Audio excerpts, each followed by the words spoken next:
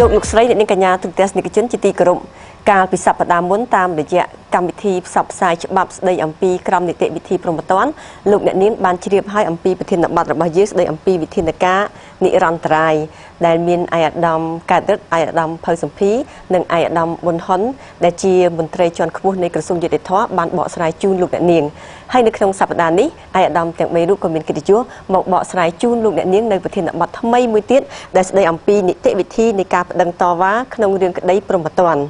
តើនៅក្នុងរឿងរ៉ាវនេះមាននីតិវិធីបែបណាខ្លះអាយដាមទាំង3រូបនឹងបកស្រាយជូនលោកអ្នកនាងហើយជាដំបូងនាងខ្ញុំសូមអញ្ជើញអាយដាមកើតរិទ្ធចាស់បកស្រាយជូនទូទាំងអ្នកជនឲ្យបានជ្រាបអំពីនីតិវិធីនៃការប្តឹងតវ៉ាក្នុងរឿងក្តីព្រហ្មទណ្ឌតើមាននីតិវិធីអ្វីខ្លះទៅជាចំណុចចាប់ដើមខ្ញុំសូមអនុញ្ញាតបញ្ជាក់ជូនថា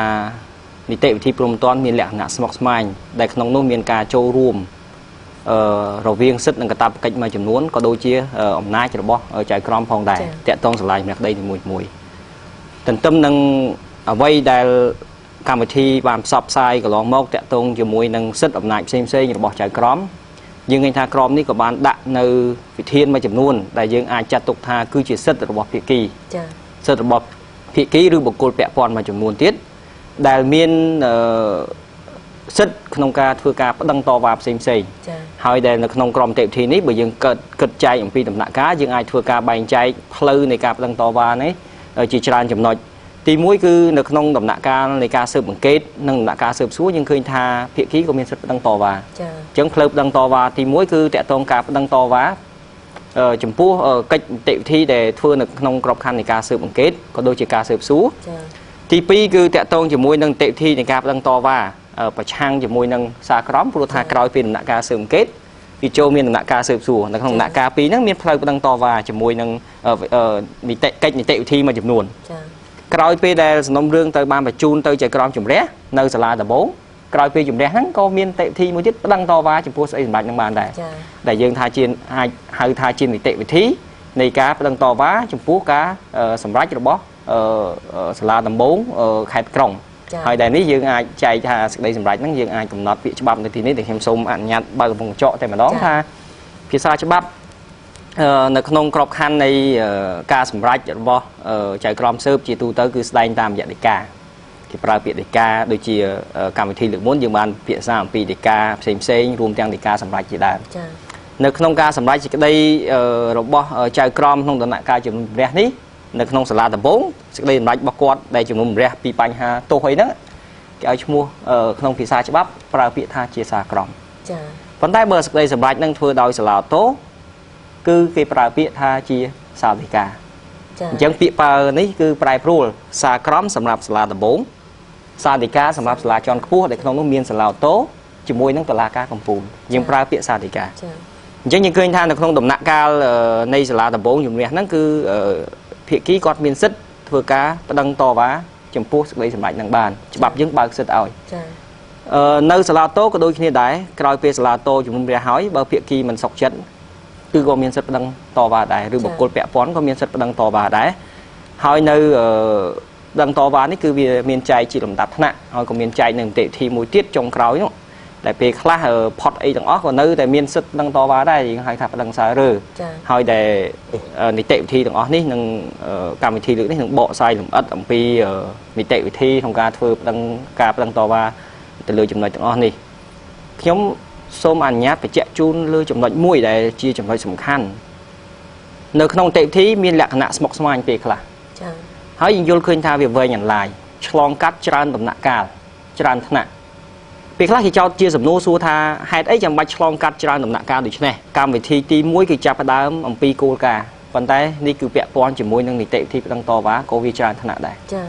ព្រោះថាចំណុចសំខាន់ដែលក្រមនេះចង់បានគឺតាក់ទងជាមួយការស្វែងរកការពិតការសម្រេចសេចក្តីដោយត្រឹមត្រូវនិងយុត្តិធម៌អញ្ចឹងការបើកសិទ្ធិឲ្យមានការប្តឹងតវ៉ានេះគឺជាការបើកនៅផ្លូវមួយនៅឱកាសមួយសម្រាប់ឲ្យមានការពិភាក្សាតទល់ដើម្បីឲ្យមានការស្វែងរកការពិតនឹងឲ្យកាន់តែមានភាពសុក្រិតនិងត្រឹមត្រូវដូចជាប្តឹងច្រើនថ្នាក់តុលាការមានសាលាដំបងមានសាលាអូតូមានតុលាការកំពូលគឺគោលដៅរបស់យើងគឺធ្វើម៉េចដើម្បីកុំឲ្យការកាត់សេចក្តីនឹងវាភ័ន្តច្រឡំទោះបីជា នៅពេលដែលដំណាក់កាលស៊ើបអង្កេតមានផុសតាំងមួយចំនួនចៅក្រមស៊ើបសួរគាត់ដឹកនាំការស៊ើបសួរគាត់រកអីបានមួយចំនួនហើយយើងបញ្ជូនទៅឲ្យចៅក្រមជំនះចៅក្រមជំនុំជម្រះគាត់ជំរះហើយយើងអាចប្តឹងនឹងទៅសាលាតទៀតហើយមិនសុខចិត្តប្តឹងទៅកំពូលទៀត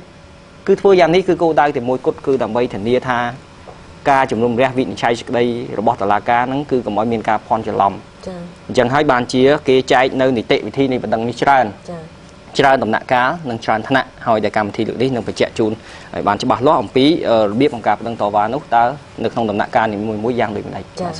តាមប្រសាទរបស់អាយដាមយើងឃើញថាដំណាក់កាលនៃនីតិវិធីនៃការដឹងតវ៉ាគឺមានច្រើនហើយនៅក្នុងនោះក៏មានអំពីនីតិវិធីនៃការបណ្ដឹងតវ៉ាក្នុងដំណាក់កាលស៊ើបអង្កេតនិងដំណាក់កាលស៊ើបសួរដែរតើតើទៅនឹងដំណាក់កាលនេះនាងខ្ញុំសូមជម្រាបអាយដាមភៅសម្ភារមុននឹងចាប់ផ្ដើមនៅ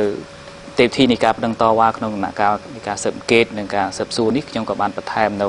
ការកត់សម្គាល់មួយចំនួននឹងគោលបំណងដែលរៀបចំឲ្យមានការបណ្ដឹងតវ៉ាហើយច្រើនថ្នាក់ហើយស្មុគស្មាញនេះគឺការពារនៅការផ្ដល់យុត្តិធម៌ឲ្យបានជាទេពបរមាជៀសវាងឲ្យបានជាទេពបរមាការភ័ន្តច្រឡំហើយនឹងបង្កើនការពារនូវសិទ្ធិសេរីភាពរបស់បុគ្គលពាក់ព័ន្ធបាទឲ្យបានកាន់តែខ្លាំងនិងមានសុក្រិតនេះជាគោលការណ៍ដែលសំខាន់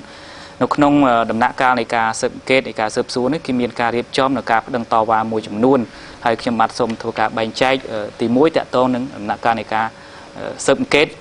ហើយដំណាក់កាលនៃការស៊ើបអង្កេតនេះច្បាប់បានបើកនៅសិទ្ធិជនរងគ្រោះនឹងដែលយើងអាចហៅថាជាដើមម្ដងរដ្ឋវិន័យគឺទី1តកតងនៅអ្នកប្តឹងនៅពេលដែលពាក្យប្តឹងរបស់គាត់ដាក់ចូលអัยការក្នុងរយៈពេល2ខែសិនអัยការពុំបានឆ្លើយតបមកគាត់ទេគាត់មានសិទ្ធិប្តឹងទៅអគ្គព្រះញ្ញាអមសាលាតបាទដូច្នេះគឺដើម្បីឲ្យជៀសវាងនៅភាពអសកម្មរបស់អัยការហើយទី2នៅក្នុងករណីដែលអัยការឆ្លើយតបនឹងគាត់ប៉ុន្តែមិនធ្វើការចាត់ប្រកាន់ទៅតាមពាក្យបណ្ដឹងរបស់គាត់មានសិទ្ធិប្តឹងទៅអគ្គព្រះញ្ញាអមសាលាតដែរដើម្បីចេញអធិបញ្ជាឲ្យព្រះញ្ញាធ្វើការចាត់បង្កាន់ទៅតាមពាក្យបណ្ដឹងរបស់គាត់ដើម្បីការពារសិទ្ធិរបស់ជនរងគ្រោះបាទជាពិសេសជនរងគ្រោះនេះជានីតិវិធីមួយគឺយើងហៅថានីតិវិធីនៅក្នុងដំណាក់កាលនៃការស៊ើបអង្កេតគឺនីតិវិធីដែលប្តឹងជំទាស់និងចំណាត់ការរឿងក្តីដោយអัยការគឺប្តឹងជំទាស់នឹងការនៅស្ងៀមមិនឆ្លើយតបក្នុងរយៈពេល2ខែប្តឹងជំទាស់នឹងការសម្រេចដំណើររឿងអត់ចាត់ការហើយផ្ដល់សិទ្ធិឲ្យអំណាចអគ្គព្រះញ្ញាក្នុងការតាមដានពីការសម្រេចរបស់អัยការនេះជានីតិវិធីនៅក្នុងក្របខ័ណ្ឌនៃការស៊ើបអង្កេតហើយការតវ៉ានេះគឺបានន័យថាក្រោយពេលដែលអัยការក្នុងរយៈពេល2ខែមិនបានឆ្លើយតបឬក៏អัยការបានចាត់វិធានការបានន័យថាជាឆ្លើយតបតែតាមរយៈដីកាតម្កល់រឿងអត់ចាត់ការគឺការតវ៉ាហ្នឹងគឺត្រូវធ្វើក្នុងរយៈពេល2ខែទៀតតាប់ពេលដែលបានទទួលដំណឹងពីចំណាត់ការរបស់អัยការនេះបាទការតវ៉ាទៅគឺអគ្គព្រះញ្ញាអមសាលាតបាទនេះជាដំណាក់កាលមួយហើយបន្ទាប់មកនៅក្នុងដំណាក់កាលនៃការស៊ើបសួរគឺមានការបើកសិទ្ធិឲ្យអ្នកពាក់ព័ន្ធមានសិទ្ធិដឹងតវ៉ាជាច្រើនខ្ញុំបាទសូមចែកនៅក្នុងដំណាក់កាលនេះជា2ផ្នែកទៀតផ្នែកទី1គឺការតវ៉ាប្តឹងតវ៉ាអំពីនិយត្តភាពនៃកិច្ចនៃនីតិវិធីការប្តឹងតវ៉ាអំពីនិយត្តភាពនៃកិច្ចនីតិវិធីនេះគឺប្តឹងអំពីភាពមិនប្រក្រតីឬក៏ភាពមិនអនុញ្ញាតភាពនៃកិច្ចនីតិវិធីមួយចំនួនហើយជាពិសេសដូចជាដីកាទាំងឡាយដោយដែលខ្ញុំបានរៀបរាប់មាញ់មិញបាទដូចជាដីកាចាប់ខ្លួនដែលចេញមិនស្របតាមនីតិវិធីក៏អាចជាកម្មវត្ថុនៃការប្តឹងតវ៉ាហើយដែលប្តឹងតវ៉ានេះគឺប្តឹងតវ៉ានៅចំពោះមុខសភាស៊ើបសួរនៃសាលាតទៅតាមអនុភាពនៃមាត្រា253ហើយអ្នកមានសិទ្ធិប្តឹងតវ៉ាអំពីសមមុខភាពនៃកិច្ចនីតិវិធីដែលចេញមិនស្របច្បាប់មិនគ្រប់លក្ខខណ្ឌដែលក្រមនីតិវិធីព្រមព្រៀងកំណត់នេះគឺមានទាំងចៅក្រមខ្លួនឯងមានទាំងព្រះរាជអាជ្ញាមានទាំងជនត្រូវចោទមានទាំងដើមបណ្ដឹងរដ្ឋវិន័យមួយស៊ើបសួរខ្លួនឯងហ្នឹងនៅពេលដែលបានទទួលបណ្ដឹងហ្នឹងទោះបីគ្មានបណ្ដឹងក៏ដោយគាត់ត្រូវតែពិនិត្យពីនិយត្តភាពនៃកិច្ចនីតិវិធីនៅពេលយល់ឃើញថាមានមូលហេតុនាំឲ្យមានគំរូភាពគាត់សម្រេចលុបកិច្ចនីតិវិធីណាមួយដែលមិនស្របតាមច្បាប់តាក់ទងនឹងរយៈពេលតើអ្នកពាក់ព័ន្ធនៅក្នុងនីតិវិធីព្រំទាន់ដែលយើងអាចចែកជា3ប្រភេទឬក៏4ប្រភេទ3ប្រភេទគឺជាពិសេសគឺខាងអัยការដែលមានព្រះញ្ញាឬក៏អគ្គព្រះញ្ញាអមតុលាការកំពូល miền chôn thời chót miền đàm đằng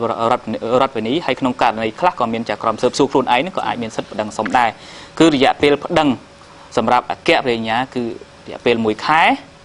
rìa pel đằng sầm rạp về nhà rìa pel pram tháng ấy rìa pel đằng sầm rạp chôn thời chót đằng đàm đằng rật về ní rư mê thì vì bỏ phụ kế cứ pram tháng ngày cứ toát bị bán từ tu làm đăng pí để ca bị cách này tệp thì đi và hay bànนี้คือแตะต้องปีกาประดังจมูกนึงหาญาติเพียบในเกณฑ์ในเต็มที่แตะต้องจมูกนึงกาประดังจุ่มตัวประดังอโต้ได้ยังหาถาประดังอโต้นึงได้กาสำรัจจีบเสเมียนได้กามวยจุ่มนู้นได้บานกับน็อตนกนงเมตราปี160ปีคือสำหรับเซตระบบชนตรเจ้าได้ให้นึงเมตราปี160ใบสำหรับเซตระบบดำดังรอดวันนี้คือเราประดังเราสเปียเสิร์ฟซัวได้ให้คือเมียนประเภทจิตราหนุตีหอโดยจิตจมัดสมระเลิกโดยตรูนกนงเมตราปี160ปีคือบันดังโตได้ทัวล้างโดยจนตรเจ้าไอ้ประดังจำตัวนังได้กาอีกครั้งที่มุ้ยคือได้กาปฏิเสธสมเอาทัวกันเสิร์ฟซัวโดยได้เมียนกำหนดนกนงกระทาคันตีปีในเมตรา130ใบในกรมนี้จำนวนได้กามันพร้อมประกอบวัตถุจับแต่เอามาจากเกวิ้งโดยได้เมียนกำหนดนกเมตรา160มุ้ยนังเมตราปี140ใบได้กาปฏิเสธปีสมทัวก็สรุปใช้โดยเมียนขนมกำนดขนมเมตราตีปีในเมตรา160ปีสมทบกระทาคันตีปีในเมตรา160ปีในกรมนี้คือขนมกรอบคาในกาเสิร์ฟเกตสมทบการเสิร์ฟซัวดำใบกาปีเสด็จบอกล้วนนึงจนเปียปอนรวมแต่งจนต่อเจ้าดังดำดังรอนี้เมียนสัตนาสมเอาทัวก็สรุปใช้ดำใบสำนักกาพุทธ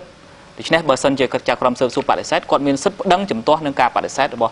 จากกรมเสิร์ฟสูตรที่ให้จำนวนได้สำคัญแมนเทนtớiคือแตะโต้จมูกนึงการคุมคล้วนมาดอซ้อนนึงวิธีในการตรวจตามโปรแกรมตลาดการได้ปะปวดครั้งดอสัตใส่เพียบบ่จนต่อเจ้าโดยยังให้ยังบักสัตเอาจนต่อเจ้าเมียนสัตประดังต่อว่านึงสิ่งใดสมัยนี้ในจมูกมุกสเปียเสิร์ฟสูในสลาโตแตะโต้จมูกนึงสัตระบบดาวดังรอดวันนี้คือบานกำหนดอย่างฉบับในขนมเมตราปี160ใบคือบันดังนี้คือไอเฟอร์ลังจำพวกเดกามวยจำนวนเด็กยมสมเลิกตัวเทบาทคือเดกาปาเลเซตปิสมกิจเสิร์ฟซัวโดยเมียนใจในขนมกระทาคันตีปีในเมตรา134คือการสนาสมโดยดาวมันดังโดยมันเป็นกิจโดยดาวมันดังรอดวันนี้เดกามันพร้อมเสิร์ฟซัวโดยเมียนใจขนมกระทาคันตี4ในเมตรา134เดกาประกาศมันเดือดตัวเปียบันดังโดยมีการตั้งคล้นจะดำดังรอดวันนี้โดยมีใจขนมเมตกระทาคันตี4ในเมตรา134นี่จะสำคัญระบบดำดังรอดวันนี้บรรทาเชียร์เทียนการมวยทำไมระบบเตะทีนี้ก้าวหน้ากอดประดังเตออายกาอายกาเมียนเพียบอัศกรรมให้กอดออกเราดังต่อว่าเตออายกาให้กอดเมียนสัตดังเตอจะกรมเสิร์ฟสูบตัวโดยการตั้งคล้นจะดำดังรอดวันนี้ให้ขนมกัดในกอดปลาสัตนี้ให้จะกรมเสิร์ฟสูนปัดเซตมันพร้อมตัวเปียบมันบอกกอดมีดังมอสสเปียเสิร์ฟสูในสลาโตเตียดโดยเฉพาะสัตระบบดำรอดวันนี้ขนมกรอบคันนี้เราบานบังการเตียดให้จำนวนได้สำคัญมวยเทียดคือการแตะต้องจมวยหนึ่งเดกาดำนอสไลเดกาดำนอสไลนี่คือวิปปอลครั้งดอลเดกาสมทบปะปอลครั้งได้สัตระบบดำดังรอบวันนี้โดยเฉพาะเดกาดำนอสไลคือสำเนาเลยเดกาบัดการเสิร์ฟซัวตามระยะการเลิกแรงจอดประกันหรือก็ตามระยะการบรรจุเต้าจุ่มเรียการนาจะกรมเสิร์ฟซัวบัดการเสิร์ฟซัวตามระยะการเลิกแรงจอดประกันวิชาบ้าจะปะปอลดอสัตระบบจนรงครูหรือแต่เนี่ยได้ตั้งครูจนรงครูปีพุทธอันเป็นการจอดประกันกวาดนึงมันบานตัวสำนองเตะโดยเฉพาะกวาดเป็นสัตดังเต้าสปีเสิร์ฟซัวให้มวยเทียดคือแตะตรงหนึ่งเดกาบรรจุเต้าจุ่มเรียได้จีบในมวยในเดกาหน้าสไลด์การนาได้จนรงครูกวาดโยนเคยท่าจนได้เท่าเจ้าได้หายคลายจีจนจอบเจ้าในขนมเดกาบรรจุเต้าจุ่มเรียทั้งมันเมนจีจนละเมิดปัดประกอบก็ท่าการเสิร์ฟซัวนี่หรือก็การจอดประกันนี่ทัวเอาจนเมื่อปัดประกอบโดยคล้วนกวาดกับเมียนสัตดังเตอสเปียเสิร์ฟซัวดำใบซาเรวิซาลเพียบในเดกานี่ดำใบเป็นเลียดตัวเลือกบุกกลได้เปียปอนปัดประกอบในขนมการประกอบบัดเบอร์นี่ได้นี่ดำใบการเปียพอไปย้อยแต่บ่จนโรงครูโดยดำใบดอลอยู่แต่ทัวดอลสังคมให้ก็เมียนกุลอัพดอนเตียตุตัวเลือกจนเมื่อปัดประกอบบาดนี้เชียพิธีการมวย ក្របខ័ណ្ឌមួយដែលយើងលើកដំកើងទាំងការផ្ដល់យុត្តិធម៌ក៏ដូចជាការពារសិទ្ធិរបស់បុគ្គលពាក់ព័ន្ធហើយនៅក្នុងរយៈពេលហ្នឹងគឺក៏ដូចគ្នាដែរយើងបានកំណត់ច្បាស់ពីរយៈពេលនៅក្នុងមាត្រា207ដូចខ្ញុំបានជម្រាបមិញហ្នឹងបាទនេះបាទសូមតាមប្រសាសន៍របស់អាដាមអំបញ្ញវិញឃើញថាមានដីកាជាច្រើនដែលជនរងគ្រោះមានពាក់ព័ន្ធទៅនឹងរឿងក្តីនោះមានសិទ្ធិប្តឹងតវ៉ាហើយនាងក្នុងនេះនាងខ្ញុំសូមលើកតែដីកា3ដើម្បីឲ្យអាដាមជួយលម្អិតគឺដីកាឃុំខ្លួនបណ្ដោះអាសន្នទី1ហើយនឹងដីកាស្ថិតក្រោមការត្រួតពិនិត្យរបស់តុលាការនិងមួយទៀតគឺដីកាដំណោះស្រាយចាសូមអាដាមជួយបកស្រាយចំពោះដីកាថ្លែងអរគុណដូចខ្ញុំបានជម្រាបទ្រូហើយតាក់ទងនេះគឺបានន័យថាជាដីកាមួយដែលច្រើនជាកម្មវត្ថុនៃការប្តឹងឧទ្ធរណ៍បានន័យថាវាប៉ះពាល់បើដីកាដំណោះស្រាយដែលប៉ះពាល់ខ្លាំងដល់សិទ្ធិរបស់ជនរងគ្រោះដែលយើងហៅថាដើមដឹងរដ្ឋនេះបើដីកាឃុំខ្លួនបណ្ដោះអាសន្នឬដីកាដាក់ឲ្យស្ថិតក្រោមការត្រួតពិនិត្យរបស់តុលាការវាប៉ះពាល់ដល់សិទ្ធិសេរីភាពរបស់ជនត្រូវចោទដូច្នេះយើងត្រូវតែបើកផ្លូវឲ្យគេប្តឹងតវ៉ាហើយតាក់ទងនឹងរយៈពេលនេះគឺដូចខ្ញុំបានជម្រាបហើយរយៈពេលគឺ5ថ្ងៃសម្រាប់ជនត្រូវចោទក៏ដោយដើមដឹងរដ្ឋនេះទៅតាមករណីដែលពាក់ព័ន្ធបន្ទាប់ពីទទួលដីកានេះប៉ុន្តែតាក់ទងជាមួយនឹងសភាស៊ើបសួរតើត្រូវសម្រេចក្នុងរយៈពេលប៉ុន្មានគឺជាទូទៅគឺគោលការណ៍ច្បាប់មិនបានកំណត់ទេប៉ុន្តែលើកលែងតែករណីនៃការឃុំខ្លួនបណ្ដោះអាសន្នប៉ុណ្ណោះដែលច្បាប់កំណត់ពីព្រោះថាការឃុំខ្លួនបណ្ដោះអាសន្នវាប៉ះពាល់ខ្លាំងដល់សិទ្ធិសេរីភាពគឺច្បាប់កំណត់ឲ្យសភាស៊ើបសួរត្រូវតែសម្រេចក្នុងរយៈពេល15ថ្ងៃក្រោយពីបានទទួលពាក្យសុំនៅកាលាមជីនៃសភាស៊ើបសួរហើយច្បាប់នេះបានកំណត់នៅក្នុងមាត្រា278នៃក្រមនីតិព្រហ្មទណ្ឌបានន័យថាត្រូវតែសម្រេចក្នុងរយៈពេល15ថ្ងៃបើសិនសភាស៊ើបសួរនៃសាលាតមិនសម្រេចក្នុងរយៈពេល15ថ្ងៃនេះជនត្រូវចោទត្រូវតែដោះលែងឲ្យមានសេរីភាពចា៎លើកលែងតែក្នុងករណីមួយចំនួនដែលត្រូវផ្ទៀងផ្ទាត់ឬក្នុងករណីដែលមានកលៈទេសៈដែលមិនអាចមើលឃើញជាមុនឬមិនអាចជំនះបានបង្កជាឧបសគ្គដល់ការប្រកាសសាលដីកាក្នុងរយៈពេលដែលកំណត់នេះគឺរយៈពេល15ថ្ងៃនេះយើងឃើញថាជាវិធានការមួយថ្មីទៀតកាលច្បាប់មុនយើងអត់បានកំណត់ថាបើក្នុងរឿងឃុំខ្លួនបណ្ដោះអាសន្នសាលាតនឹងត្រូវកំណត់ក្នុងរយៈពេលប្រមាណទេដូច្នេះហើយបានជាយើងឃើញថាវាមានក្នុងរយៈពេលរងចាំសាលដីការបស់សាលាតនឹងជនត្រូវចោទនឹងត្រូវឃុំខ្លួនរងចាំយូរដូច្នេះគឺកំណត់តែ15ថ្ងៃទេហើយភ្ជាប់ជាមួយឯកឧត្តមប៊ុនហ៊ុនបានបញ្ជាក់ក្នុងវិធានបទមុនហ្នឹងថាបើសិនជាជនត្រូវចោទជាកម្មវត្ថុនៃការឃុំខ្លួនបណ្ដោះអាសន្នជនត្រូវចោទមានសិទ្ធិសុំឲ្យចក្រមស៊ើបសួរខ្លួនឯងនឹងសម្រេចហើយចក្រមស៊ើបសួរសម្រេចក្នុងរយៈពេល5ថ្ងៃបើមិនព្រមលែងគាត់ទេបដិសេធនឹងការសុំដោះនៅក្រៅឃុំគាត់ប្តឹងទៅសភាស៊ើបសួរដូច្នេះយើងឃើញរយៈពេលតែ20ថ្ងៃទេនឹងមានសេចក្តីសម្រេចរបស់សភាស៊ើបសួរដឹងថាតើវាជោគវាសនារបស់ជនត្រូវចោទអាចនៅក្រៅឃុំនិងឬក៏នៅជាប់ឃុំប៉ុន្តែស្គមកុំច្រឡំ5ថ្ងៃក្នុងដំណាក់កាលនៃការស៊ើបសួររបស់ចក្រមស៊ើបសួរហើយបើសិនរឿងនៅដល់សភាស៊ើបសួរ15ថ្ងៃទៀតដូច្នេះត្រូវបញ្ជាក់សុំការកំថា20ថ្ងៃនៅដំណាក់កាលនៃការសម្រេចរបស់សភាស៊ើបសួរនៃសាលាតបានសូមតាក់ទងជាមួយនឹងដីកាដំណោះស្រាយ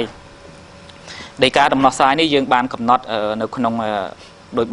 បានចែងថាស្អីទៅដីកាដំណោះស្រាយខ្ញុំបានបញ្យល់ហើយក្នុងមាត្រា247វាមាន2គឺដីកាដំណោះស្រាយគឺជាការបិទការស៊ើបសួរកិច្ចនីតិវិធីមួយបិទការស៊ើបសួរតាមរយៈដីកាដំណោះស្រាយដែលអាចមានផ្លូវ2ជាការលើកលែងចោទប្រកាន់ដីកាលើកលែងចោទប្រកាន់ឬក៏ដីកាបញ្ជូនទៅជំរះហើយច្បាប់នេះបើកឲ្យជនពាក់ព័ន្ធគឺពិសេសដើមបណ្ដឹងរដ្ឋវិន័យប្តឹងជំទាស់នឹងដីកាដំណោះស្រាយនេះដើម្បីក្នុងគោលដៅការពារសិទ្ធិប្រយោជន៍របស់ខ្លួនហើយជាគោលការណ៍គឺខ្ញុំបានបញ្ជាក់ដែរគឺច្បាប់មិនបានកំណត់ថាតើរយៈពេលប៉ុន្មានដែលសភាស៊ើបសួរទៅសម្រេចទេហើយក៏មិនគ្រាន់តែកំណត់ពីរយៈពេលដែលដើមដឹងរដ្ឋវិន័យត្រូវប្តឹងក្នុងរយៈពេល5ថ្ងៃបន្ទាប់ពីទទួលដំណឹងការជូនដំណឹងពីដីកានេះបញ្ជាក់បន្ថែមទៅលើអ្វីដែលដំភៅសភាបានបញ្ជាក់ជូនមិញហើយខ្ញុំចង់ផ្ដោតជាពិសេសទៅលើការប្តឹងតវ៉ាចំពោះកិច្ចនីតិវិធីសម្ដៅទៅដល់ការប្រព្រឹត្តខុសកិច្ចនីតិវិធីដែលឯកឧត្តមភៅសភាបានបញ្ជាក់ថាការប្តឹងចំពោះនិយត្តភាពនៃនីតិវិធីនោះចា៎ចំណុចដែលខ្ញុំចង់បញ្ជាក់នេះគឺមាន2ចំណុចធំចំណុចទី1ខ្ញុំសូមអនុញ្ញាតបញ្ជាក់ជូនថាក្រមនេះបានចែងនៅយន្តការថ្មីមួយដែលអាដាមភៅសភាបញ្ជាក់អញ្ចឹងថាការប្តឹងសុំអំពីនិយត្តភាពហ្នឹង mình trâm tại phía ký đi vụ chỉ túi miền phía ký đằng Chà. Phần chấm nói mấy mũi trong crom ní cứ dương trai oi trai crom sụp su hôn ấy nó miền rất đằng tại chỉ trai crom bàn tay con miền rất đằng đằng từ sập phía sụp su đằng bay oi phía sụp su bình đất bình nhạt tập hiệp chẳng đôi sầm nô đôi xây thi ca ní bàn chạy chẳng tha hai ấy để xa crom ní chọn thưa mấy oi miền ca pia tha ở vây bật tới không crom khăn cho bạn ở vây để khâu cho bắp cứ mình cua tại vô chia mù than là mấy với cá sầm lạnh đòn thì tục thì chẳng thấy np để crom np đây là trai crom sớm xu còn bị nứt khơi luôn anh tha miền cách nhị tệ vì thi cả lấy na môi nụ rồi bật khâu cho bắp rồi bật khâu cho môi crom ní hỏi để crom đi trai đánh tha và bật khâu vì thử mua cà phê có miếng sắt phần đằng nó cứ là bay ca pia thì tệ vì thi anh mà đòn ca pia dạng vậy ca pia tha bờ sân chia trai crom sớm xu mình phải đằng hai quạt nơi tại bật to tại mục điện nhưng khơi tha sắm mặt cây sập phía sớm xu để miền sắm mặt cây bình đất cả đấy nè pe để quạt bàn tại tua lắm quạt bình đất hai bậc khơi miền tha mua cặp hiếp miền ca bậc bậc không mến có sắm rách mua cặp hiếp cây ca sắm rách nâng cứ quạt sắm rách mua cặp hiếp mình men cây trâm tại cây để kịp đăng mau năng thế cứ quạt sắm rách roll cây chẳng lái để pẹ pon thằng lư năng hai để phơi passport sất bọc kế cứ chạy sập phía sớm xu sắm rách mua cặp hiếp tặng ọ chắc là vì ai cả đây mà chụp nuốn đàm bay thì nia tha cách xây tiết ai thưa tới đâu miền sập là phiếp chạy crom sập xuống còn anh có đăng tới phía sập xuống ai còn sầm lạnh mùa phiếp cách đang môi sang tới hỏi còn ai chặt để tệ xây đi tệ thi sinh chết đàm bay sừng cruốc thì tệ thi sinh chết của mỗi miếng bánh há được nóng ca sầm lạnh mùa phiếp bó sập phía sập xuống mình trâm tay vào nó crom đi có trai bị trẻ này đàm bay ca pía rư dương vậy nhắn để tha sừng cruốc cách để tệ thi mà chụp nuốn nọ cứ dương cầm đất ông pi crop hẳn này ca đăng xong mua cặp hiệp đi Việt ra pi rồi hà và muối này crom tệ thí trái những pi ca lúc liêng mua cặp hiệp nơi không crop khăn này ca đăng ní cái tha từ đăng lại ban muôn pi bật ca sụp xuống vậy chóm tha muôn pi đây để ca nó sai châu chưa thả po ba để ca nó sai châu chưa thả po hỏi kế nâng mình ai lược ông pi hiệp mình pro ở đấy này cạnh tệ thí đâm bay xa xong mua cặp hiệp ban thiệt lòi dân thật đăng lại ban môn dân thì vậy mà dáng tiếp tha để ca đồng nó sai để châu chưa thả po đó việc từ lúc liêng mua cặp hiệp để tệ thi môn hai xong một chạy chun phong đai tha vậy để ban lực lang này thì ní cứ dương pra cách này tệ thi ní cứ sầm đái tiền cách này ca sơ bằng kết có đôi chỉ cách này ca sơ xu hai cô đai để chạy mấy ní cứ đầm bấy xong cruốc thì tệ thì có mọi miền pành há hai chục nói đến việc lọp miền đàm cho một viên nơi bờ tây parang để miền pành há cứ tẹt tàu nắng tại sao mình bàn cà pía thì bấm phốt kịp đăng tham mà đón cứ ai đồng ly cách này tệ thi trao đó dân càng nghe để thua đang một bà máy thôi tốt chia xa ít cả dân thử trai cả đấy đang đầm bấy ai ở trái crom nó bình nứt mưa ông pi phép răng mom này cách tệ thi này can đặt nom tệ thi bọc luôn phòng này tạm xa mà đào máy mấy những khi tha bắp cứ biên phép smoke smile mình tích hay bật tẹt cả lá kia thôi rằng nát được mấy smile đâu nơi phép sạch ông rồi bọc bọc cồn cha tẹt tấu từ nâng caประชังนังสารกรมระบอบสลานบงจ้านี่คือชมจุ่มจุดสูไอ้ดาวมาบนห้นจะสูงจะไอ้ดาวมาเป็นยุลตรังปัญหานี้ตามีนิติวิธีไว้คลาดนะเตะต้นตัวหนึ่งการประดังต่อว่าตัวหนึ่งสารกรมระบอบสลานบงคือถ้ามีนิติวิธีขยมบาสมเงียจีปีคือถ้าเตะต้นตัวหนึ่งสารกรมได้กำบังมุกคือเตะต้นตัวหนึ่งการประดังจุ่มตัวบาประดังตัวคนแต่มนหนึ่งโจลดอลเวกเยธาการประดังโตหรือประดังโตนึกขยมบาดสมอัญญาจุมเรียบของปีประเภทสารกรอมจิมบนสันปวดทานขนมสารกรอมแต่นึกกำนัดนึกขนมกรอมนิติวิธีนี้คือทายังเคยมีนประเภทสารกรอมใบประเภทที่มวยคือสารกรอมจมปูมกสารกรอมจมปูมกคือสำดาวตัวเลือสารกรอมแต่ทั่วเลิงในปีแต่จนจบเจ้าโจมมาบังหายคล้วนในเปสาวนากาบ่าซากรอมเจนในกรอยเปเลยจนจบเจ้ามาบังหายคล้วนจมปูหมกตลากานี่ซากรอมนี่แกหาซากรอมจมปูหมกบ่าตัวใบจีจนจบเจ้านี่บังหายคล้วนในหมกตลากาหายกอดดาวเจนเตาวิ่งก็ด้อยก็ซากรอมนี่เนื้อแต่จัดตกจีซากรอมจมปูหมกก็ได้ให้มวยเตี้ยขนมกะในได้กอดเหมือนไอโจมาบังหายคล้วนในจมปูหมกตลาดกาเต้โดยการในโดยเมียนใจในขนมเบียดตราใบโรยผมบุญคื គឺថាដូចជាគាត់ឈឺមិនអាចមករួចចឹងគឺថាចៅក្រមបានបំពេញនីតិវិធីទៅសួរគាត់ដល់ទីកន្លែងដែលគាត់នៅនោះហើយគឺថាសាលក្រមនេះក៏ចាត់ទុកថាជាសាលក្រមចំពោះមុខដែរដូច្នេះខ្ញុំសូមបញ្ជាក់ជូនថាសាលក្រមចំពោះមុខគឺមានចែងនៅក្នុងមាត្រា360នេះគឺ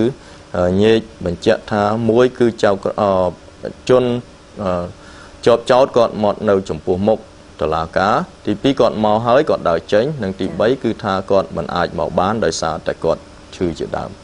ហើយប្រភេទសាលក្រមមួយទៀតគេហៅសាលក្រមចាត់ទុកជាចំពោះមុខបាទចាត់ទុកថាចំពោះមុខគឺមានចែងនៅក្នុងមាត្រា361បាទសាលក្រមចាត់ទុកថាចំពោះមុខនេះគឺជាប្រភេទសាលក្រមមួយដែលជនជាប់ចោតគាត់បានទទួលដំណឹង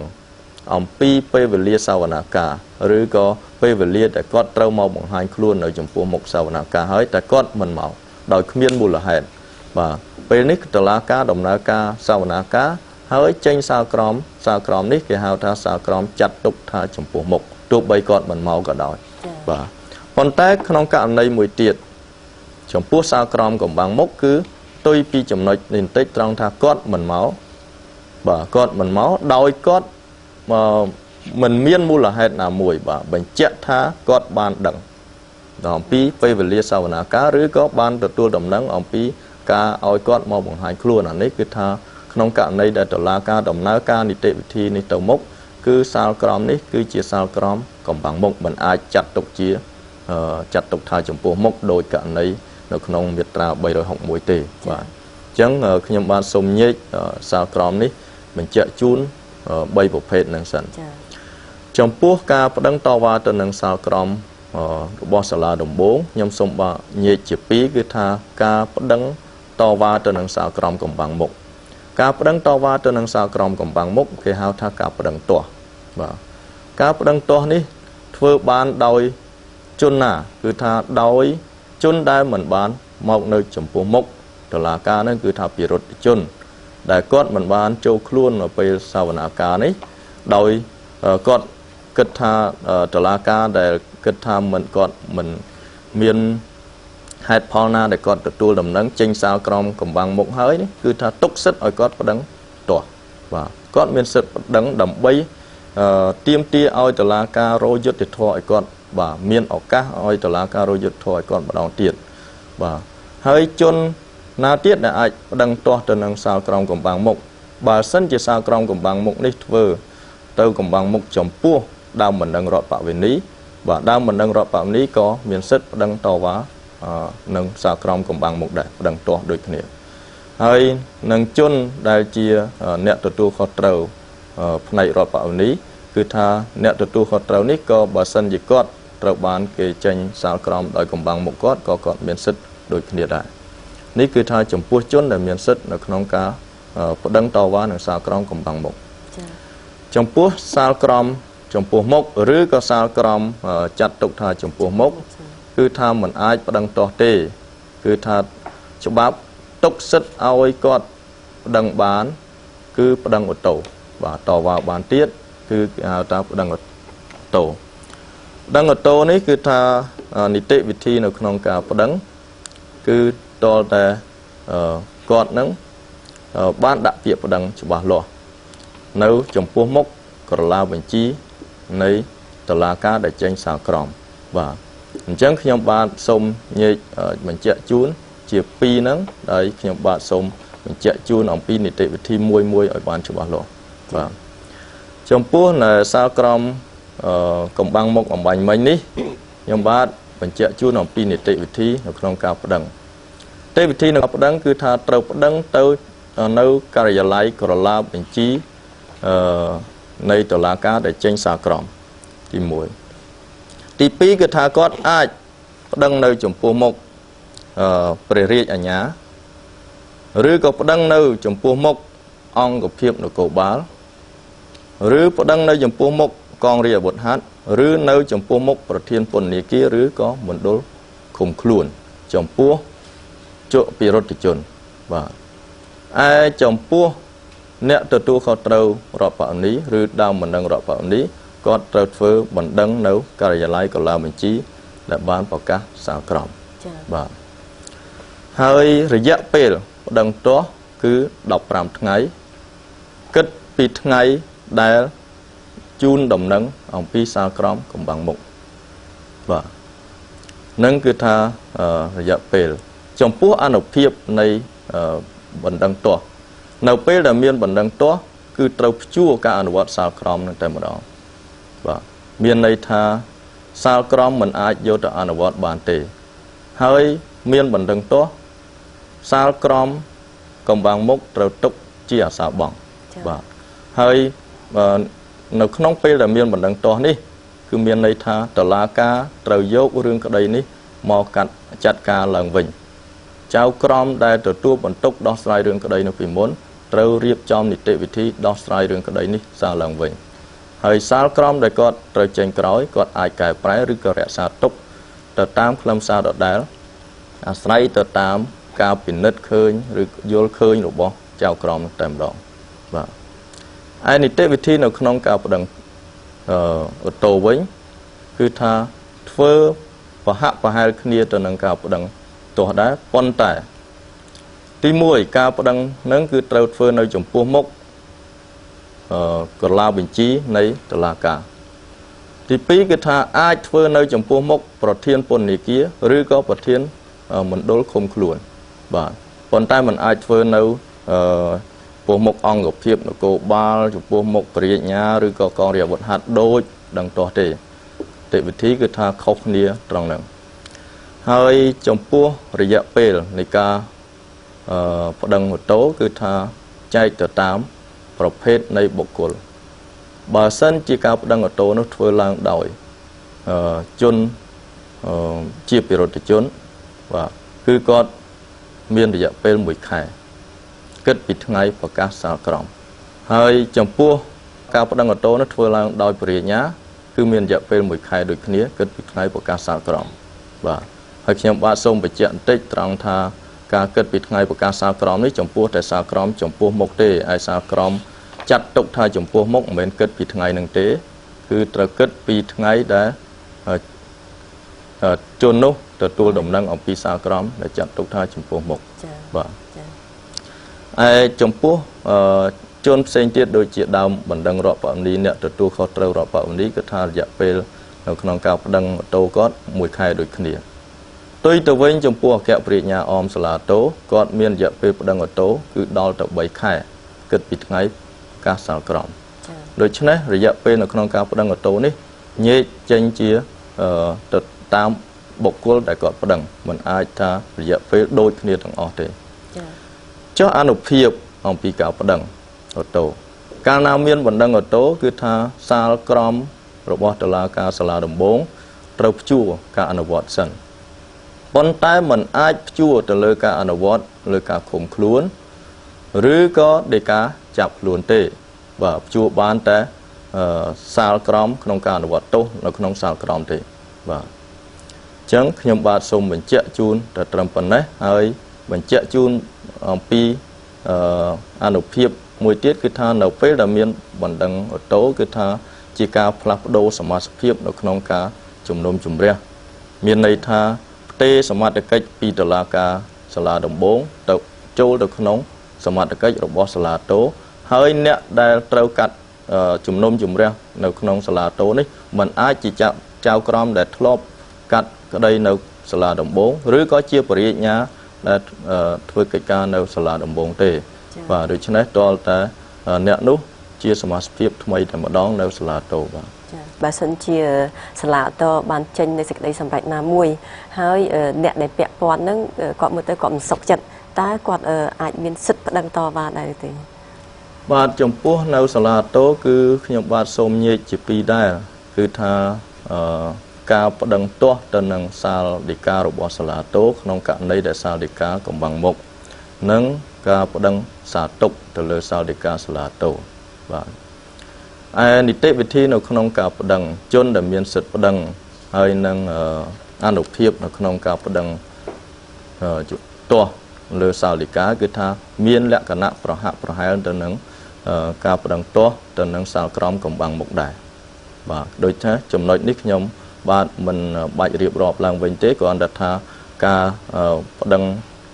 លើសាលដីកាកំបាំងមុខនិងការបដិងសាលក្រមកំបាំងមុខនេះគឺថាដូចគ្នានីតិវិធីនិងរយៈពេលអីដូចគ្នាទាំងអស់ហើយខ្ញុំបាទសូមលើកយកតែបញ្ហារឿងបដិងសាទុកទៅនឹងសាលដីការបស់សាលាតូតែប៉ុណ្ណោះដែលការបដិងសាទុកនេះគឺថាទី1ខ្ញុំបាទសូមបញ្ជាក់អំពីរយៈពេលនៅក្នុងការបដិងសាទុកនៅនឹងសាលដីការបស់សាលាតូគឺមានរយៈពេល1ខែបាទមានរយៈពេល1ខែគិតពីថ្ងៃដែលប្រកាសសាលដីកាចំពោះសាលដីកាvàចំពោះមុខបាទហើយមួយទៀតអំពីបញ្ហារឿងជនដែលថាមានសិទ្ធិប្តឹងសាទុកជនដែលមានសិទ្ធិប្តឹងសាទុកគឺថាមានគៈប្រាជ្ញាអមសាលាតូអគ្គប្រាជ្ញាអមសាលាតុលាការកំពូលពិរដ្ឋជនជនដែលត្រូវគេទាមទារឬក៏យើងអាចថាបុគ្គលដែលគេទាមទារតាក់ទងទៅនឹងនីតិវិធីបច្ចុប្បន្នដើមមិនដឹងរដ្ឋបវេនីអ្នកទទួលខុសត្រូវផ្នែករដ្ឋបវេនីបាទហើយអនុភាពនៅក្នុងការប្តឹងគឺថានៅពេលដែលមានបណ្ដឹងសាទុកគឺគេព្យួរការអនុវត្តសាលដីការបស់សាលាតូចា៎ប៉ុន្តែมันអាចព្យួរក្នុងករណីមួយពាក់ព័ន្ធទៅនឹងសាលដីការបស់សាលាតូរបស់សភាស៊ើបសួរដែលពាក់ព័ន្ធទៅនឹងការបញ្ជូនជនជាប់ចោតឲ្យមកជំនុំជម្រះមកតុលាការព្រហ្មទណ្ឌបាទចំពោះបញ្ហានេះมันអាចព្យួរបានទេហើយក៏มันអាចដឹងសាទុកបានដែរហើយបញ្ហាតាក់ទងជាមួយនឹងនីតិវិធីនៅក្នុងការប្តឹងសាទុកគឺថាបណ្ដឹងសាទុកត្រូវធ្វើនៅចំពោះមុខក្រឡាបញ្ជីនៃសាលាតូបាទទោះបីអ្នកណាក៏ដោយក៏ត្រូវធ្វើនៅចំពោះមុខក្រឡាបញ្ជីនៃសាលាតូប៉ុន្តែចំពោះពិរដ្ឋជនដែលនៅក្នុងឃុំគាត់អាចធ្វើនៅចំពោះមុខប្រធានមន្ទីរឃុំឃាំងឬក៏ប្រធានពន្ធនាគារបាទហើយអ្នកដែលអាចប្តឹងសាទុកបានដូចជាមេធាវីគាត់អាចប្តឹងជំនួសកូនក្តីគាត់បានដែរប៉ុន្តែការប្តឹងរបស់មេធាវីត្រូវតែមានលិខិតផ្ទេរសិទ្ធិបាទបកគលសិទ្ធិអំពីកូនក្តីហើយចំពោះអនិច្ចជនពិរដ្ឋជនដែលជាអនិច្ចជនគាត់អាចប្តឹងសាទុកបានប៉ុន្តែការប្តឹងសាទុករបស់គាត់គឺត្រូវធ្វើតាមរយៈអាណាព្យាបាលបាទអាណាព្យាបាលឬក៏ឪពុកម្ដាយរបស់គាត់ឪពុកម្ដាយឬអាណាព្យាបាលរបស់គាត់ដែលប្តឹងនោះគឺមិនចាំបាច់មានលិខិតផ្ទេរសិទ្ធិពីអនិច្ចជនទេចា៎បាទសូមផ្លែអរគុណចាហើយនៅក្នុងឱកាសនេះដែរតកតងទៅនឹងតុលាការវិញនឹងខ្ញុំសូមជម្រាបសួរទៅឯកឧត្តមកើតដឹកប្រសិនបើសិនជាសាលក្រមឬក៏សាលដីការបស់តុលាការបានចូលជាស្ថាពរហើយតើអ្នកពាក់ព័ន្ធអាចមានសិទ្ធិចាធ្វើការប្តឹងតវ៉ាដែរទេមុននឹងឆ្លើយទៅនឹងសំណួរនេះខ្ញុំសូមអនុញ្ញាតបញ្ជាក់ជូនបន្ថែមលើឯកឧត្តមប៊ុនហ៊ុនបន្តិចតកតងជាមួយសាឡាតូដោយសារមិញនេះឯកឧត្តមភៅសម្ភីក៏បញ្ជាក់រឿងបណ្ដឹងអូតូចា៎ដល់មុនហ៊ុនក៏និយាយពីរឿងការបណ្ដឹងអូតូគាត់តែចង់បញ្ជាក់ពីសមត្ថកិច្ចទេចា៎បណ្ដឹងអូតូដែលធ្វើនៅក្នុងដំណាក់កាលនៃការស៊ើបសួរនេះគឺជាសមត្ថកិច្ចរបស់សភាស៊ើបសួរហើយបណ្ដឹងអូតូដែលប្រឆាំងជាមួយនឹងសារក្រមរបស់សាលាដំបងហ្នឹងគឺធ្វើនៅចំពោះមុខបាទគឺសមត្ថកិច្ចរបស់សភាព្រហ្មទណ្ឌនៃសាលាអូតូអញ្ចឹងនៅសាលាអូតូហ្នឹងមានសភាច្រើនប៉ុន្តែសភាដែលគិតដែលមានការពាក់ព័ន្ធក្នុងរឿងព្រហ្មទណ្ឌហ្នឹងវាមាន2គឺសភាព្រហ្មទណ្ឌហើយនិងសភាស៊ើបសួរអញ្ចឹងអ្វីដែលបកស្រាយដោយអាដាមភៅសម្ភីក្នុងក្របខ័ណ្ឌនៃការស៊ើបសួរហ្នឹងគឺគេបកគោសមត្ថកិច្ចទៅឲ្យសភាស៊ើបសួរដែលសភានេះទើបតែបង្កើតដោយក្រមនេះទេបាទហើយការជំនុំជម្រះវិនិច្ឆ័យទៅលើពីបញ្ហារឿងការប្តឹងតវ៉ាចំពោះសារក្រមរបស់សាលាដំបងហ្នឹងគឺសមត្ថកិច្ចរបស់សភាព្រហ្មទណ្ឌបាទងាកមកសំណួរដែលលោកស្រីបានបញ្ជាក់សួរមិញថានៅពេលសារក្រមឬសារដីកាចូលស្ថាពរហើយ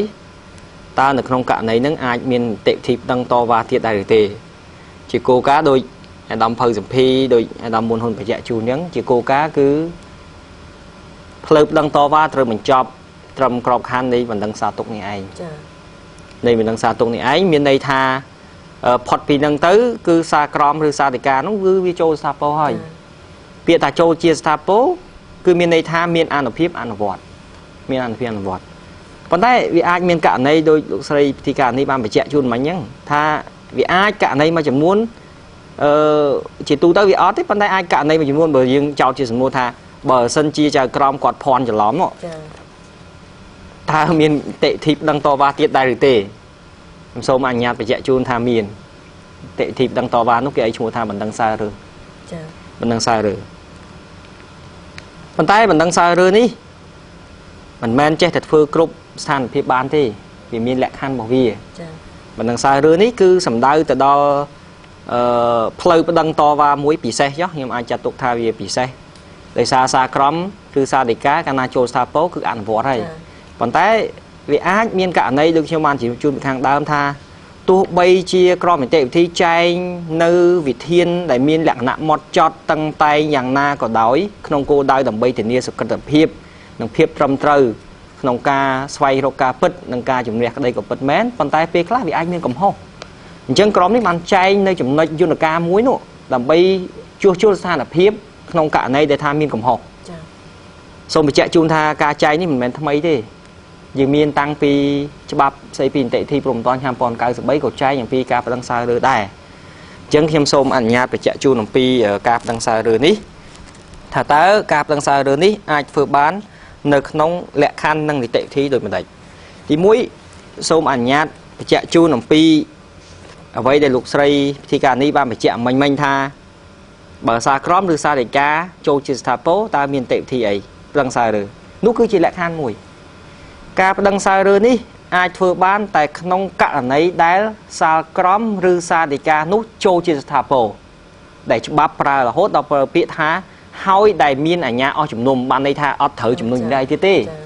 ព្រោះវាច្បាស់លាស់ហើយអញ្ចឹងសារក្រមហ្នឹងឬសាលដីកាហ្នឹងត្រូវតែស្ថាពរមានអាជ្ញាអស់ជំនុំបានន័យថាជាទូទៅយកទៅអនុវត្តបានហើយទី1ទី2ដើម្បីអាចបណ្ដឹងបានលុះត្រាតែសារក្រមឬសារដីកានោះដែលយើងប្រើសារក្រមសារដីកាបានន័យថាសេចក្តីសម្រេចរបស់តុលាការថ្នាក់ណាក៏បណ្ដឹងបានដែរទោះបីចេញដោយសាលាដំបងហើយចូលស្ថាពរឬចេញដោយសាលាអូតូហើយសារដីកាចូលស្ថាពរឬតុលាការពូខ្លួនឯងហ្នឹងចូលជាស្ថាពរហ្នឹងក៏អាចបណ្ដឹងបានដែរប៉ុន្តែសារដីកាឬសារក្រមស្ថាពរនោះដាច់ខាតត្រូវតែជាសារក្រមឬសារដីកាដែលសម្រេចផ្ដន្ទាទោសបានន័យថាបើគាត់សម្រេចឲ្យរួចខ្លួនគឺគេមិនអាចធ្វើការប្តឹងសើរើករណីនោះបានទេ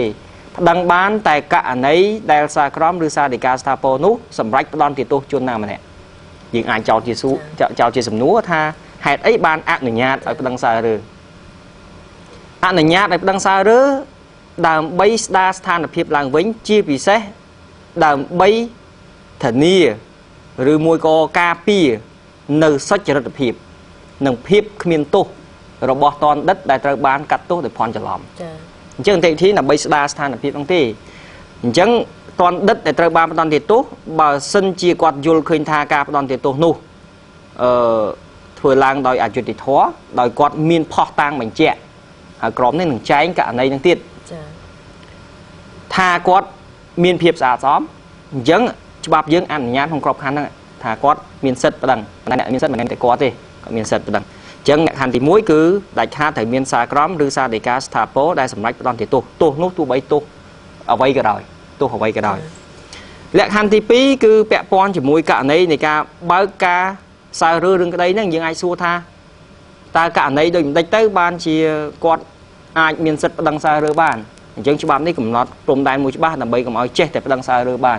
ដោយសារគ្មានអីសោះក៏ចេះតែប្តឹងសើរើគិតខ្លួនឯងក៏ប្តឹងសើរើគឺអត់បានទេគឺមានចែងនៅមូលដ្ឋានមួយចំនួនមូលដ្ឋាននេះគឺបញ្ជាក់ជូននៅក្នុងមាត្រា445ខ្ញុំសូមអនុញ្ញាតបញ្ជាក់ជូនហើយនឹងអានមាត្រានេះតែម្ដងថាតើមាត្រា445ហ្នឹងមានអត្ថន័យដូចម្ដេចហើយគេអាចបើកការសើរើរឿងក្តីនេះនៅក្នុងករណីណាខ្លះមាត្រា445នៃក្រមនីតិវិធីព្រហ្មទណ្ឌចែងថា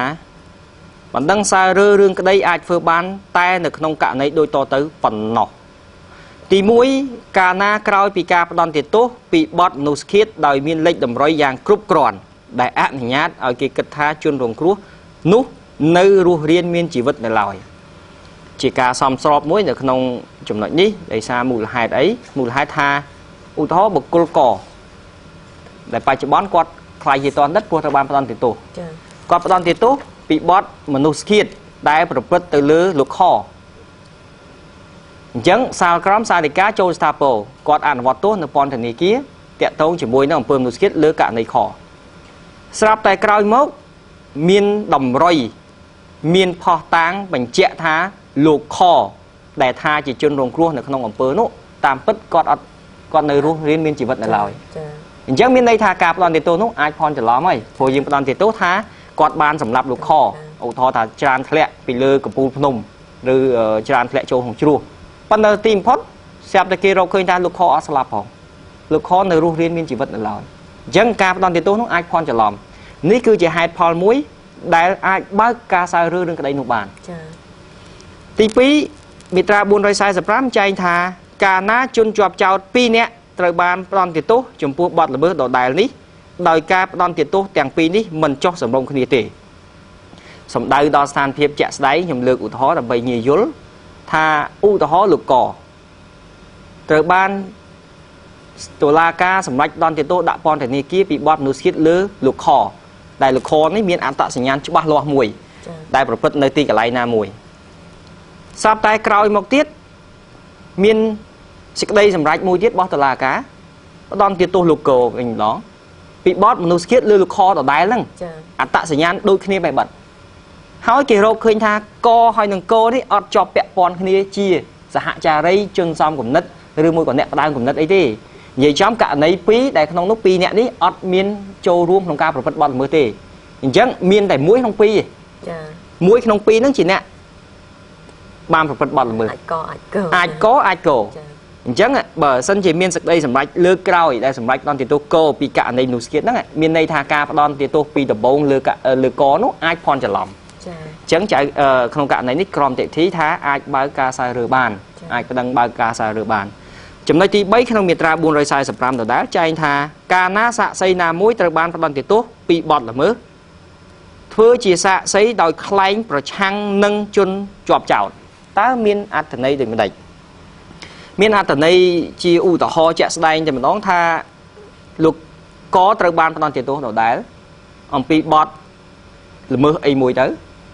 nơi không này tệ thì nó dương khơi tha miên xạ xây chloi để chia mình túc hào dùng tam chấm lói bò xạ xây nó tờ là cá ban sầm rách đòn tiền tốt lúc có còn chloi thay lúc có bất chỉ ban một bớt để xa còn ban khơi chẹt đây nơi cả lấy nuôi chẳng từ còn tay cày máu sạp té xạ xây nuôi ấy trời ban tờ là cá đòn tiền tốt bị boss xạ cây tiếp lại lại miền này tha ca chloi bà quạt nó cứ ca chloi mình bật bà nhấn vừa đòn tiền tôi chắc miền này tha việt độ bằng tục muối đây phải chẹt tha lục có ai trời ban kịp đòn tiền tốt đây phòn cho lỏm cả này chỉ bảy cả này bảy ní cứ chỉ cả này chẹt lẹ đây cầm nót sầm đau mục ruin chẹt lẹ bàn tay miền cả này muối tiết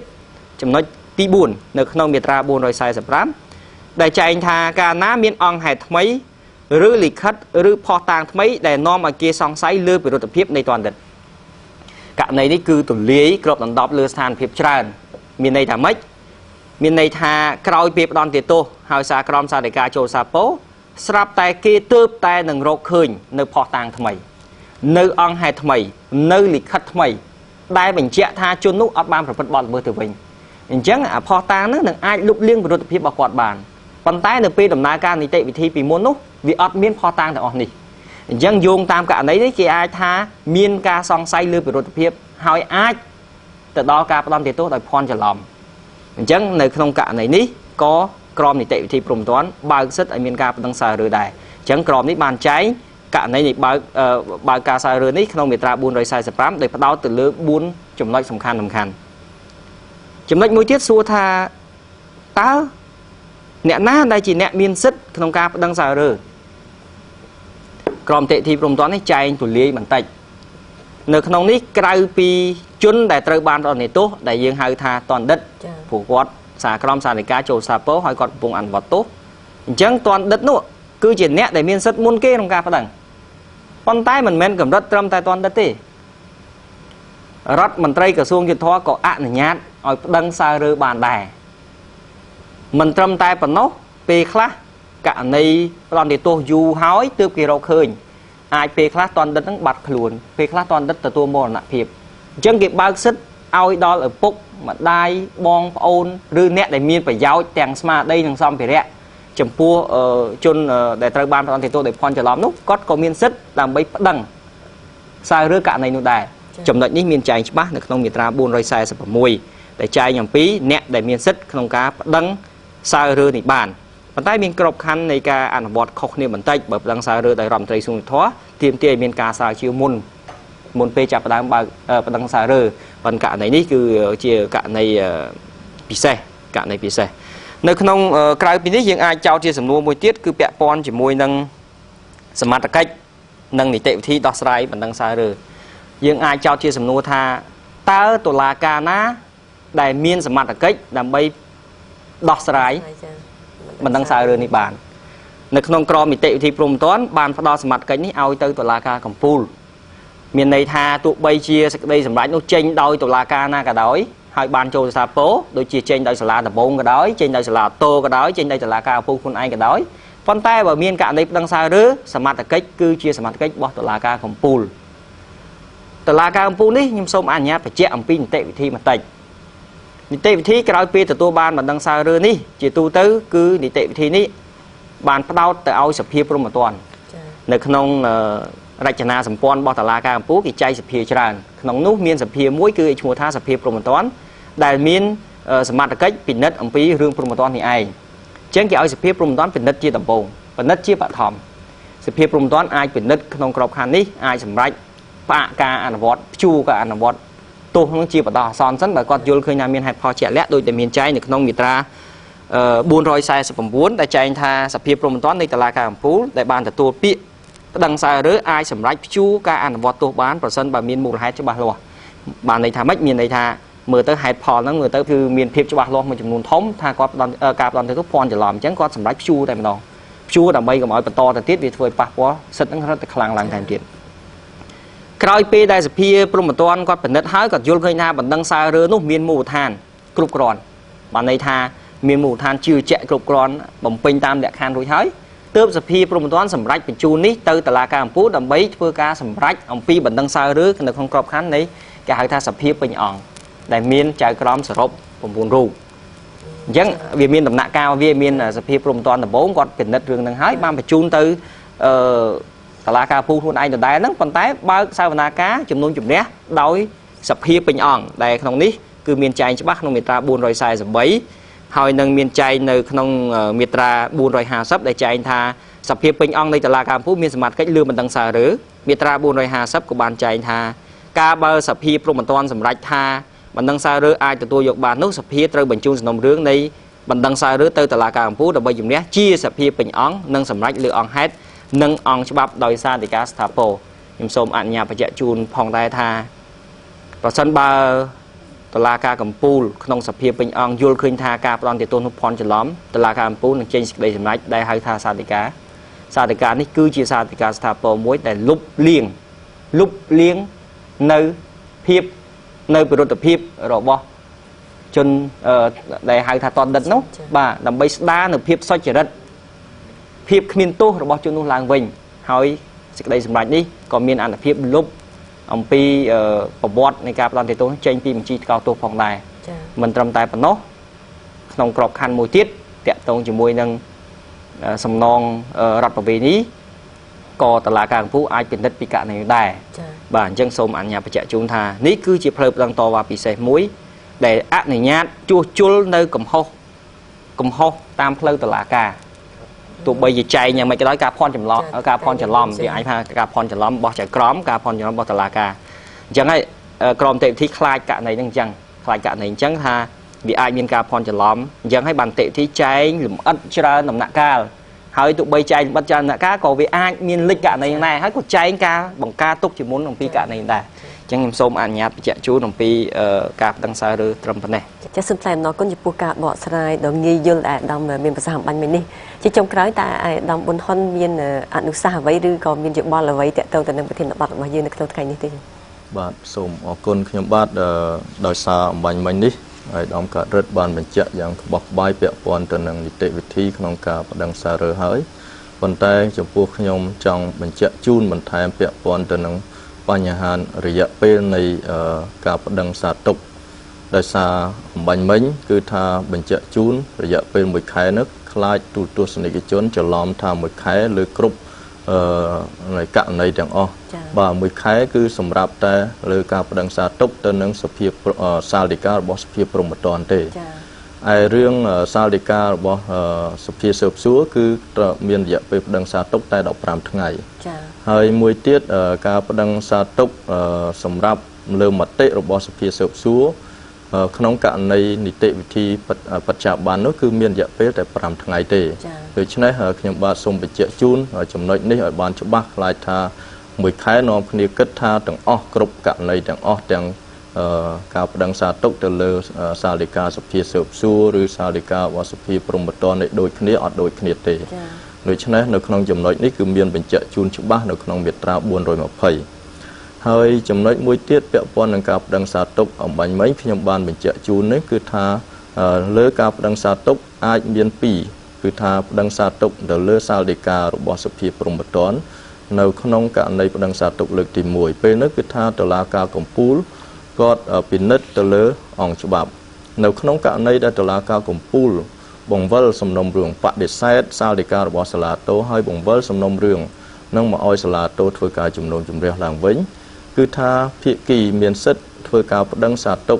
លើសាលដីការបស់សាលាតូនេះបានម្ដងទៀតដែលយើងអាចនិយាយថាប្តឹងសារទុកលើកទី2បាទនៅក្នុងករណីដែលមានការប្តឹងសារទុកលើកទី2គឺថាតុលាការសភាព្រហ្មទណ្ឌរបស់តុលាការកំពូលមានសមត្ថកិច្ចនៅក្នុងការជំនុំជម្រះរឿងក្តីនេះឡើងវិញដោយធ្វើការជំនុំជម្រះទាំងអង្គហេតុនិងអង្គច្បាប់ហើយក្នុងករណីនេះសភាព្រហ្មទណ្ឌធ្វើការជំនុំជម្រះដោយសភាពេញអង្គតែម្ដងបាទសូមតាក់ទងទៅនឹងបញ្ហានីតិវិធីទាំងឡាយដែលអាយដាមកើតរិទ្ធអាយដាមផៅសំភីនិងរូបខ្ញុំបានជម្រាបជូនគឺថាបើសិនជាទូទស្សនិកជនពិនិត្យឃើញថាមាននៅចម្ងល់ចំណុចណាគឺថាអាចតាក់ទងមកសួរយើងខ្ញុំនៅក្រសួងយុតិធធម៌បាទចាដែលមានលេខទូរស័ព្ទ017 78 97 97និង016 75 85 85បាទចាសូមថ្លែងអំណរគុណចំពោះអាយដាមដែលបានអញ្ជើញចូលរួមនៅក្នុងការបកស្រាយនៅប្រធានបទរបស់យើងនៅក្នុងថ្ងៃនេះលោកស្រីអ្នកនាងកញ្ញាទូទាំងនិកជនជាទីគោរពកិច្ចពិភាក្សារបស់យើងក្រោមប្រធានបទនីតិវិធីនៃការប្តឹងតវ៉ាក្នុងរឿងក្តីព្រហ្មទណ្ឌនៅក្នុងពេលនេះសូមបញ្ចប់តែត្រឹមនេះសូមថ្លែងអំណរគុណចំពោះការទស្សនារបស់លោកអ្នកសូមគោរពលា